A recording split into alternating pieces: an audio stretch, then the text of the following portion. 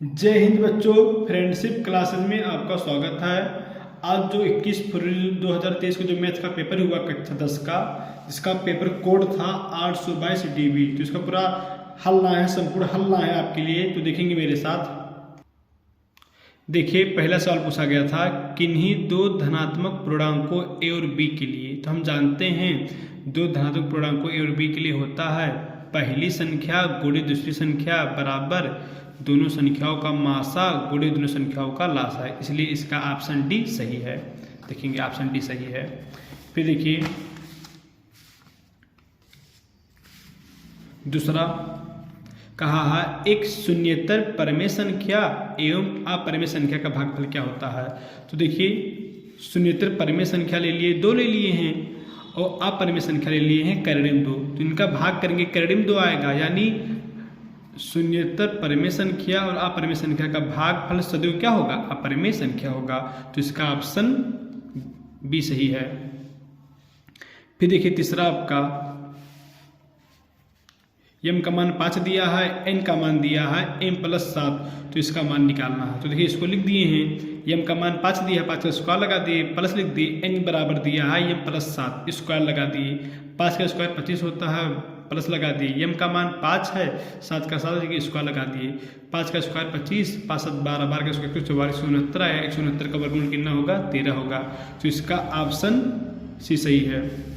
फिर देखिए चौथा आपका बोला है किसी परिमेय संख्या के समतुल्य परिमेय संख्या होगी। तो देखिए जैसे आपका कोई परिमेय संख्या 3/4 है, 3/4 है, तो इसको हम लिख सकते हैं 6/8, 9/12, ऐसे 12/16। तो इस तरह के कई समतुल्य परिमेय संख्या हो सकते हैं, इसलिए इसका आंसर हो जाएगा अपरिभाषित। तो चौथे का ऑप्शन डी सही है। फिर आगे देखेंगे पांचवें में दो रेखा दिया गया है और दो रेखिक समीकरण है, और कहा है कि a1/a2 बराबर है b1/b2 के बराबर है c1/c2 के। तो हम जानते हैं अगर इस तरह का होता है तो रेखाएं संपाती होती हैं, तो इसका ऑप्शन बी सही है। फिर देखिए छठवें में क्या कहा है, छठवें में बोला है किसी संख्या का 1/3 भाग 21 के बराबर है, तो वह संख्या ज्ञात कीजिए। तो मैंने मान लिया जो हमारा संख्या है x है, अब कहा है कि x का 1/3 यानी 3 से भाग दे देंगे, तो 21 के बराबर है, x लिख दिए हैं, 3 गुणा है भाग हो जाएगा, तो हो जाएगा 63। तो इसलिए इसका ऑप्शन सी सही है। फिर देखेंगे सातवें में कहा है यदि द्विघात समीकरण x² + 2x - p = 0 का एक मूल -2 है तो p का मान ज्ञात कीजिए। तो कुछ नहीं करना है, देखिए ये इसका मूल है तो इसको संतुष्ट करेगा। तो देखिए हमने लगाया है -2 रख देंगे, 2 रख देंगे, तो इस तरह निकालेंगे, p का मान कितना आएगा 0। तो इसका ऑप्शन ए सही है। तो सातवें में ऑप्शन ए सही है। फिर देखिए आठवें में क्या कहा है, आठवें में कहा है दो त्रिभुजों के क्षेत्रफलों का अनुपात उनकी संगत भुजाओं के अनुपात के वर्ग के बराबर होता है। तो हम जानते हैं अगर दो त्रिभुज समरूप है तो उनके क्षेत्रफलों का अनुपात उनके भुजाओं के अनुपात के वर्ग के बराबर होता है। शर्त क्या है कि दोनों त्रिभुज समरूप होना चाहिए, इसलिए आपका 8वें का सी सही है। फिर सवाल नंबर 9 में देखिए कहा है x अक्ष पर वह बिंदु ज्ञात कीजिए जो इस बिंदु से समदूरस्थ है। तो देखिए सवाल को लगाए हम, देखिए बिंदु x, तो हम जानते हैं x पे जो बिंदु होगा x, 0 होगा, और जो x, 0 बिंदु है वह बिंदु 2, -5 और -2, से क्या है, समदूरस्थ है। तो दूरी p बराबर दूरी pb होगा। अब इनका दूरी निकाल लेंगे, दोनों बराबर हो जाएगा, और दोनों को सॉल्व करेंगे तो देखिए x बराबर -7 आया है, तो बिंदु हमारा हो जाएगा x, 0। तो x का मान -7 है, -7, 0, इसलिए इसका ऑप्शन बी सही है। फिर आगे देखिए 10वां आपका कहा है त्रिभुज ABC एक समद्विबाहु त्रिभुज है जिसमें AB बराबर AC है। तो देखिए 10वां सवाल, त्रिभुज आपका ABC है, AB के बराबर AC है, AB के बराबर AC है। तो हम जानते हैं किसी त्रिभुज में अगर भुजा बराबर होते हैं तो सामने कोण बराबर होते हैं। तो AB के सामने कोण C है और AC के सामने कोण B है, बराबर हो जाएंगे। तो कोड सी बराबर कोड बी का हो या कोड बी बराबर कोड सी का हो, तो इसका ऑप्शन सी सही है, ये वाला ऑप्शन सही है। फिर देखिए आपका 11वां सवाल कहा है त्रिभुज ABC में AB बराबर 6 कैरेडियन 3 सेंटीमीटर है, AC बराबर 12 सेंटीमीटर है और BC बराबर आपका 6 सेंटीमीटर है। तो कहा कोड बी का मान निकालो। तो देखिए 11वें में, तो यहाँ देखिए हम इसका वर्ग कर दिए हैं, इसका वर्ग कर दिए हैं, इसका वर्ग कर दिए हैं, AC का स्क्वायर, AB का स्क्वायर, BC का स्क्वायर। तो देखिए सब पाइथागोरस प्रमेय का पालन कर रहा है। तो जब पाइथागोरस प्रमेय का पालन कर रहा है तो यहाँ AC कड़ का काम करेगा। तो अगर AC कड़ है तो पक्का कोड बी कितना होगा, 90 अंश होगा। अतः कोड बी का मान कितना हो गया आपका, कोड बी का मान हो गया 90 अंश। सवाल नंबर 12 में बोला है एक समबाहु त्रिभुज ABC की भुजा 2a है, उसके प्रत्येक सिस्टम की लंबाई बताओ। तो देखिए सवाल को हम लगाए यहाँ पे देखिए त्रिभुज ABC है, अब कहा भुजा 2a। तो हम जानते हैं समबाहु त्रिभुज की तीनों भुजाएं बराबर होती है, ये भी 2a, ये भी 2a, ये भी 2a। अब क्या कहा है, हमको सिस्टम की लंबाई निकालनी है, तो हमने एक सिस्टम डाल दिया। अब देखिए तो कोड डी बराबर कोड डी होगा भाई 90 अंश है, और ये भी 2 है, ये भी 2a है, तो ए बी बराबर AC होगा और AD कॉमन है। तो देखो त्रिभुज ABD त्रिभुज ADC हमारी क्या हो गए, समरूप हो गए। किस सर्वांग क्षमता से, सर्वांगसम हो गए। किस सर्वांग क्षमता से, RHS से। R मतलब 90 अंश, H मतलब हाइपोटेनियस कड़, S मतलब साइड। अब यहाँ पे देखिए हम लिख सकते हैं BD बराबर DC, BD बराबर DC। तो ये आपका पूरा 2a है, तो BD बराबर DC करना, तो ये A नहीं हो जाएगा, A हो गया हमारा CPCT से। अब देखिए त्रिभुज ADB में ये आपका कड़ है, ये आपका कड़ है, इसका मान A है, तो लगा सकते हैं कड़ स्क्वायर बराबर लंब स्क्वायर और प्लस आधार स्क्वायर, तो A लिख दिए। सॉल्व कर लेंगे तो AD का मान आएगा कैरेडियन 3a। हम जानते हैं समबाहु त्रिभुज की तीनों सिस्टम बराबर होते हैं, तो यानी प्रत्येक सिस्टम की लंबाई होगी एक कैरेडियन में 3। तो इसके लिए इसका ऑप्शन A सही है। ऑप्शन इसमें आपका देखेंगे A सही है, एक कैरेडियन में 3। फिर आगे देखिए सवाल नंबर 13 आपका बोला है यदि साइन A बराबर कॉस A तो कोड A का मान निकालिए। तो यहाँ देखेंगे लिखा है साइन A बराबर कॉस A, तो अगर हम कॉस को यहाँ नीचे लाएंगे तो क्या हो जाएगा, 1 बचेगा। इसको 10 लिख सकते हैं, 10 A बराबर 1 है, 10 A लिख दिए यहाँ, 1 को लिख सकते हैं 10 45 अंश। तो A का मान कितना हो गया, तुलना करने पर 45 अंश। तो इसलिए ऑप्शन C आपका सही है। देखिए ऑप्शन C आपका यहाँ पे है, 13वां का C सही है। फिर देखिए सवाल नंबर 14 में कहा है अगर A का मान 30 है तो 1 + 10 square A upon 1 + cot square A का मान निकालो। तो हमने क्या कर दिया, जहाँ A लिखा वहाँ 30 लिख देंगे। तो देखिए हमने इस सवाल को यहाँ पे लगाया है 1 + 10 स्क्वायर 30 अंश, 1 + cot स्क्वायर 30 अंश, सबका मान पुट कर देंगे तो सॉल्व करेंगे, आंसर आएगा 1/3। तो इसका विकल्प आपका 14 का विकल्प सही है D, 1/3 आंसर आएगा। 15वां सवाल आपका है यदि गोले की त्रिज्या को दुगना कर दिया जाए तो उसके पृष्ठीय क्षेत्रफल में होने वाले प्रतिशत वृद्धि बताओ। तो यहाँ देखिए हम लगाएं सवाल को, अगर जब देखिए जब त्रिज्या r होगा तो गोले का पृष्ठीय क्षेत्रफल होता है 4πr स्क्वायर। और अब नया सवाल क्या कहा है कि अगर उसकी त्रिज्या को दुगनी कर दे, पहले r था अब 2r हो गया, तो इसका नया पृष्ठीय क्षेत्रफल हो जाएगा 4π और त्रिज्या का मान हो गया 2r, तो स्क्वायर कर देंगे, आंसर इसका आ जाएगा 16πr स्क्वायर। तो देखिए पहले 4πr स्क्वायर था, अब 16πr स्क्वायर हो गया, कितने का वृद्धि हुआ, 12πr स्क्वायर का वृद्धि हुआ।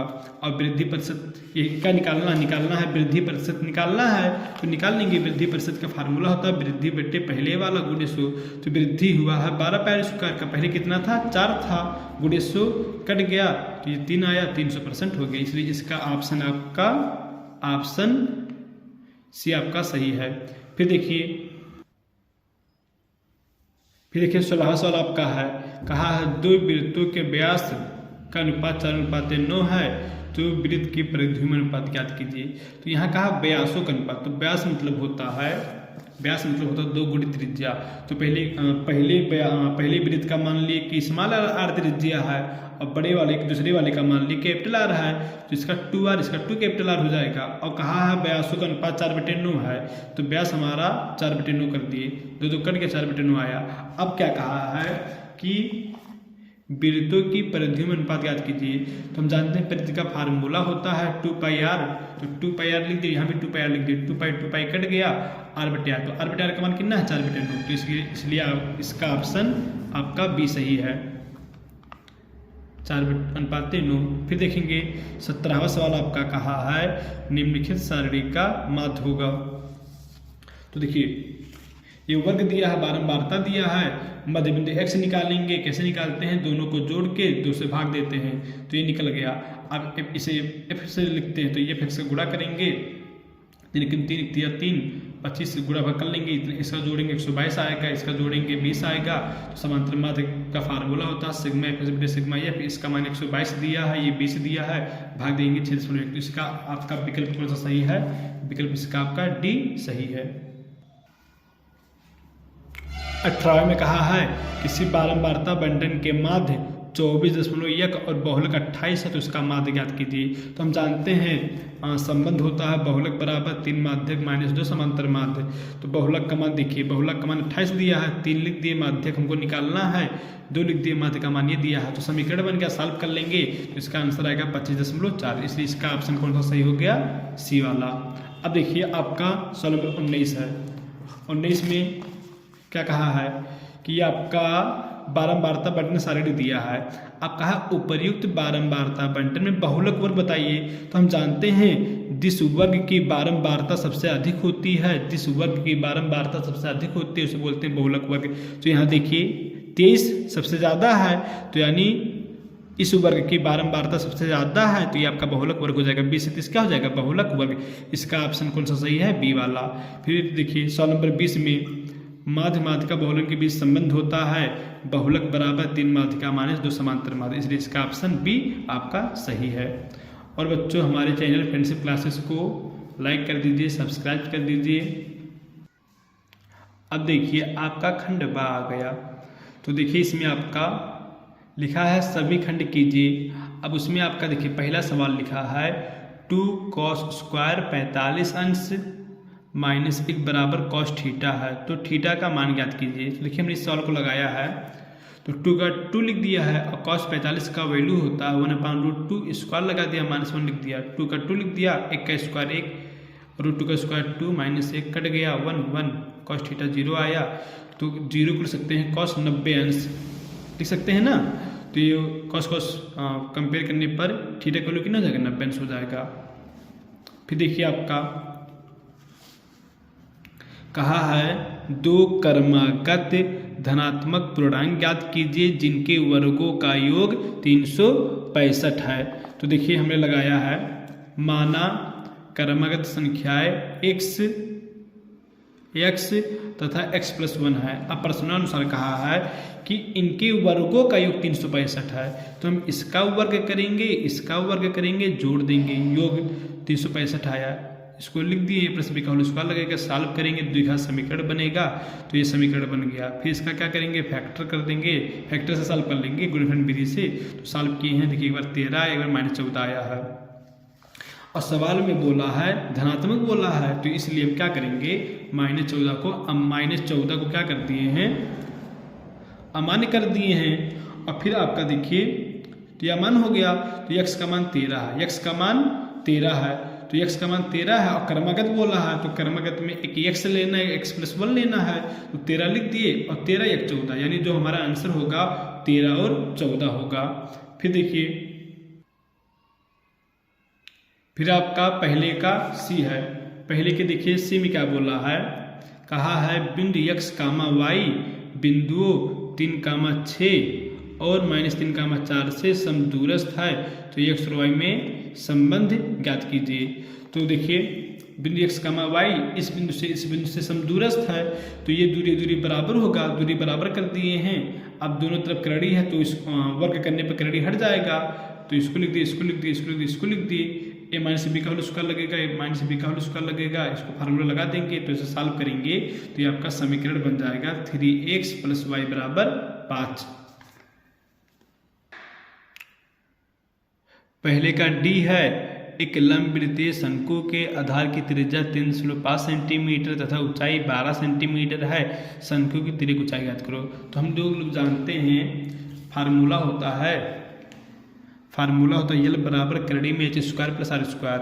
एस का मान ये है, आर का मान ये, स्क्वायर 144 आएगा, 12.25 आएगा, 56.25 आएगा, वर्गमूल निकालेंगे 12.25, यानी जो तिर्यक ऊंचाई हो गया 12.5 सेंटीमीटर हो गया।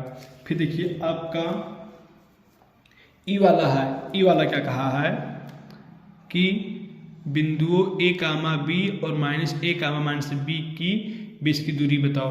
देखिए हमें दूरी हमें निकालना है दूरी, तो इसका आंसर आएगा 2 कैरेडी में ए स्क्वायर प्लस बी स्क्वायर इकाई। फिर देखिए आपका एफ वाला बोला है, कहा निम्न सारणियों से माध्य ज्ञात कीजिए। तो देखिए माध्य के समांतर माध्य की बात है, तो हमने देखिए यहाँ लगाया सवाल को, वर्ग लिख दिया है, बारंबारता लिख दिया है, मध्य बिंदु निकाल लेंगे। कैसे निकलता है, दोनों को जोड़े 2 से भाग दे दिए, तो ये 10 का आधा 5, 30 का आधा 15, 50 का आधा 25 ऐसे हो जाएगा। अब ये fx निकालेंगे तो 3 15 गुणा करेंगे 15, 150, 275 ऐसे हो जाएगा। इनको जोड़ देंगे 1070 आएगा, इनको जोड़ देंगे 40 आएगा। समांतर माध्य का फार्मूला होता है सिग्मा एफ बटे सिग्मा एफ, इसका 1070 है, इसका मान 40 है, सॉल्व कर लेंगे तो आएगा 26.75। अब देखिए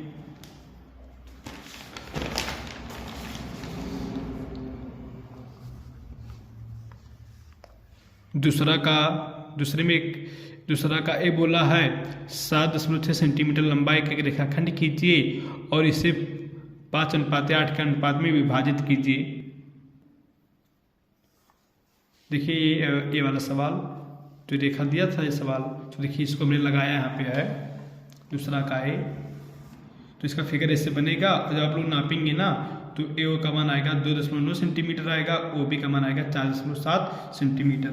अब देखिए आपका दूसरे का बी क्या कहा है, 2x + 3y = 11 और 2x - 4y = -24 को हल कीजिए और इससे यम का ये मान ज्ञात कीजिए कि जिसके लिए समीकरण दिया गया है। तो कुछ नहीं करेंगे, देखिए दूसरे का बी ये दिया गया है, दोनों समीकरण, दोनों को सॉल्व करके y और x का मान निकाल लेंगे। अब जो समीकरण हमारा दिया गया है y = mx + 3 में, तो उसमें y का मान 5 रख देंगे, x का मान कितना रख देंगे -2। तो देखिए हमने रखा है तो m का मान आ गया -1। अब देखिए सी आपका कहा है, यदि कोई रेखा एक त्रिभुज एबीसी की भुजाओं AB और AC को क्रमशः DOE पे परिच्छेद करे तथा भुजा BC के समांतर हो, सिद्ध कीजिए ये अनुपात बराबर होगा। सिद्ध कीजिए ये अनुपात बराबर होगा। तो देखिए त्रिभुज ABC लिख दिए हैं, इस पे D है, इस पे E है, तो जो रेखा है BC के समांतर है। देखिए बोला यहाँ पे प्रश्न में कि जो रेखा है वो BC के क्या है, समांतर है, तो यहाँ ले लिए हैं। तो जब जानते किसी त्रिभुज में भुजा के समांतर कोई रेखा दिया होता है तो इस पर में लगा देते हैं, AD बटे DB A बटे AC होगा, इसका व्युत्क्रम लिए हैं ये हो जाएगा, एक एक जोड़ दिए हैं तो ये हो गया, फिर ये हो गया, फिर व्युत्क्रम ले लेंगे फिर ये आ जाएगा। फिर देखिए आपका दूसरे का D क्या बोला है, दूसरे का D बोला है एक भिन्न 1/3 हो जाती है जब उसके अंश से 1 घटाया जाता है और वह 1/4 हो जाती है जब उसके हर में 8 जोड़ा जाता है। तो हमने क्या किया, देखिए इस सवाल में हमने भिन्न मान लिया, x/y मान लिया है। अब इसमें पहले में कहा है कि अंश में 1 घटा दो, 1 घटा दिए हैं और y को लिख दिए, तो इसका मान 1/3 हो जाता है। और फिर इसमें क्या कहा है कि हर में 8 जोड़ दो तो 1/4 हो जाता है, तो ये हमने कर दिया। अब इसको समीकरण सॉल्व करेंगे, ये समीकरण बनेगा, ये समीकरण बनेगा, सॉल्व करेंगे, x का मान 5 y का मान 12 आएगा, हमको भिन्न निकालना है। तो देखिए तो भिन्न का मान हो जाएगा x/y, तो 5/12।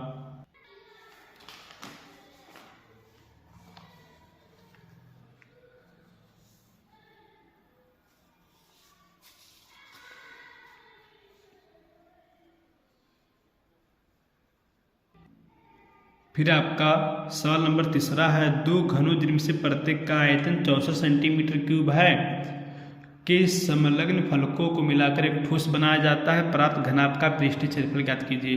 तो देखिए आपके यहाँ पे 2 घन दिए गए हैं। अब कहा घन का आयतन कितना है, 64 सेंटीमीटर क्यूब है, और इसका फार्मूला होता है भुजा क्यूब। 64 लिख दिए, ये लिख दिए, ये क्यूब है, क्यूब रूट हो जाएगा तो निकालेंगे 4 आएगा। तो घन बोल रहा तो चारों सभी भुजाएं बराबर होंगी, सभी भुजाएं बराबर होंगी। अब कहा कि इनको मिला के फलकों को मिलाकर क्या बनाया गया, घना बनाया गया है। तो इसको हम लोग ऐड करेंगे तो फिगर ऐसे बनेगा और देखिए लंबाई 8 हो जाएगा, 4 4 8, चौड़ाई भी रहेगा, ऊंचाई भी रहेगा। तो इसका लंबाई 8, चौड़ाई 4, ऊंचाई 4 हो गया। अब कहा है परात घनाभ का पृष्ठीय क्षेत्रफल ज्ञात कीजिए। तो देखिए ये फार्मूला होता है 2 सबका। देखो एल का मान 8 रखेंगे, बी का मान 4, बी का मान 4, एच का मान 4, एच का मान 4, एल का मान 8, सॉल्व कर लेंगे 160 सेंटीमीटर स्क्वायर आएगा। फिर देखिए तीसरे का अथवा वाले में बोला था एक गोला जिसका व्यास 12 सेंटीमीटर है एक लंबवृत्तीय बेलनाकार बर्तन में डाला जाता है जिसमें थोड़ा पानी भरा है। यदि गोला पानी में पूरा डूब जाता है तो बेलनाकार बर्तन में पानी की सतह 3 सही 5/9 सेंटीमीटर बढ़ जाती है। बेलनाकार बर्तन का व्यास ज्ञात कीजिए। कुछ नहीं करना, बहुत अच्छा सवाल है, ये देखेंगे हमें लगाया इस सवाल को तीसरे कथवे का।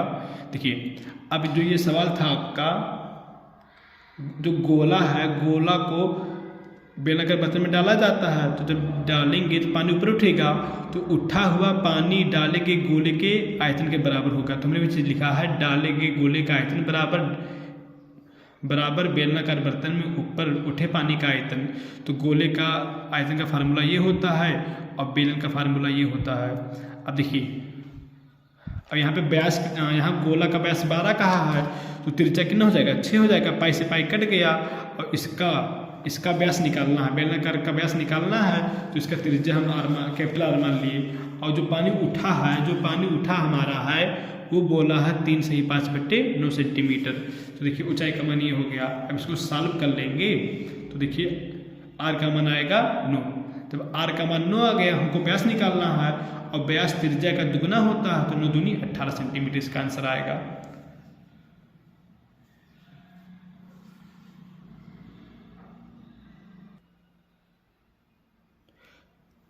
आपका देखिए चौथा सवाल है भूमि पर स्थित बिंदु x से ऊर्ध्वाधर टावर PQ के शीर्ष Q का उन्नयन कोण 60 अंश है।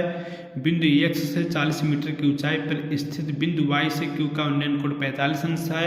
टावर PQ की ऊंचाई और दूरी px बताइए। तो देखिए हमने यहाँ फिगर बनाया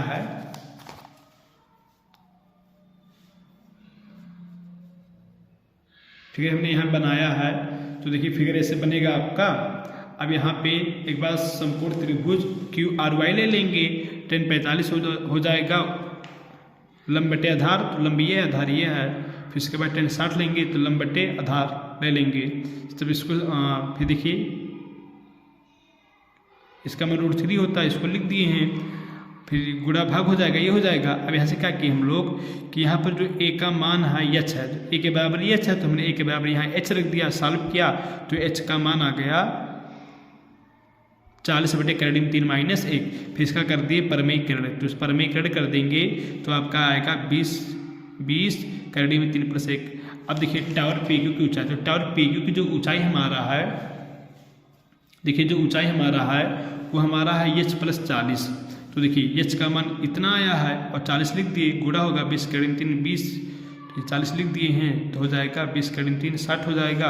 अब यहाँ जब कॉमन लेंगे तो हो जाएगा 20 करड़ी में 3 1 + करड़ी में 3, तो ये होगी टावर की ऊंचाई। अब कहा है दूरी px निकालो, दूरी px निकालो। तो देखिए दूरी px निकाल ली है। जो दूरी px को हमने क्या a माना था, तो a का h के बराबर है, तो h का मान कितना आया 20 करड़ी में 3 + 1 मीटर।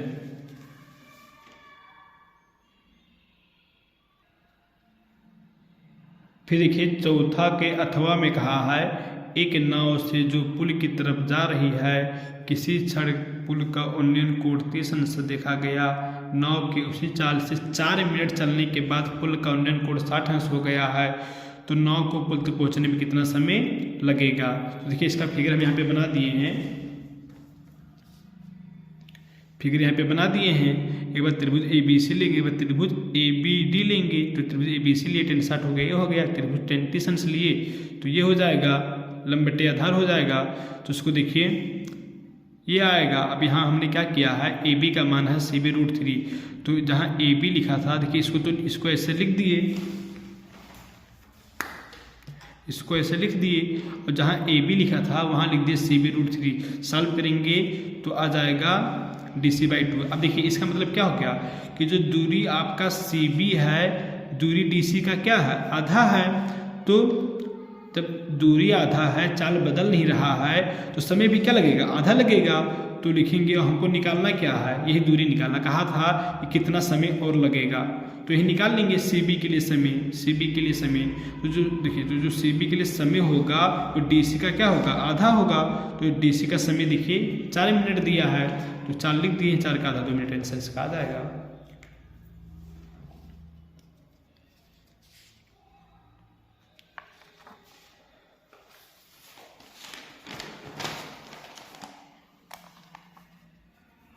फिर देखिए आपका 5वां सवाल कहा है, पिता की उम्र पुत्र की उम्र की 7 गुनी है। 2 वर्ष पहले पिता की उम्र पुत्र की उम्र की 13 गुनी थी, दोनों की वर्तमान उम्र क्या है। तो हमने देखिए सवाल को लगाया है। मान लिया पिता की वर्तमान उम्र x वर्ष है, पुत्र की y वर्ष है। प्रश्न कहा है पिता की उम्र पुत्र की उम्र की 7 गुनी है, तो पिता का उम्र लिख दिए, बेटे की उम्र का 7 गुना कर दिए, प्लस से क्या हो जाएगा -1 समीकरण ये बना। फिर क्या कहा है 2 वर्ष पहले, तो देखिए 2 x में भी घटेगा, 2 y में भी घटेगा। अब कहा है 2 वर्ष पहले पिता की आयु पुत्र की आयु की कितनी गुनी थी, 13 गुनी थी। सॉल्व कर ले, 2 समीकरण बन गया, सॉल्व कर लेंगे तो देखो मेरे भाई y का मान 4 आएगा, x का मान 28 आएगा, यानी जो इनका वर्तमान उम्र हो गया, पिता का 28 वर्ष हो गया और पुत्र का 4 वर्ष हो गया। फिर देखिए आपका 5वां सवाल क्या कहा है, अथवा वाले में कि समीकरण को हल कीजिए। ये समीकरण देखिए सवाल दिया कि इसको हमने हल किया। यहाँ पे देखिए 2 समीकरण दिया गया है, यहाँ पर क्या है 1/x + y यहाँ भी है, x + y यहाँ भी है, तो हमने 1 भाई नीचे तो है तो x + y को हमने क्या मान लिया, m मान लिया, और 1/x - y को हमने n मान लिया। तो 10 का 10 लिखिए, 1/x + y को m लिख दिए, +2n लिखिए, 4 हो गया, 15 हो गया, m हो गया, -5n = 2 हो गया।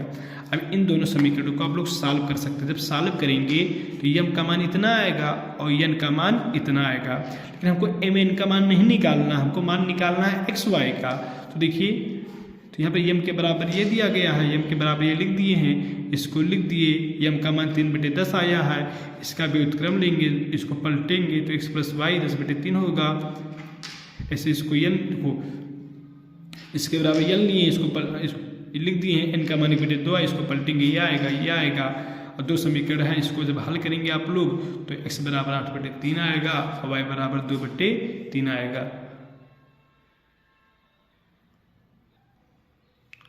प्यारे बच्चों, अगर आपको लगा हो कि ये वीडियो आपके लिए हेल्पफुल है, सहायक है, तो हमारे चैनल फ्रेंडशिप क्लासेस को जरूर सब्सक्राइब कीजिए। आपके लिए से बढ़िया वीडियो लाते रहेंगे। हमारा दिन रात आपके लिए रहेगा बच्चों, बस में आप लोग सपोर्ट कीजिए, हमारे सब्सक्राइब को बढ़ाइए, लाइक कीजिए, कमेंट कीजिए। जय हिंद।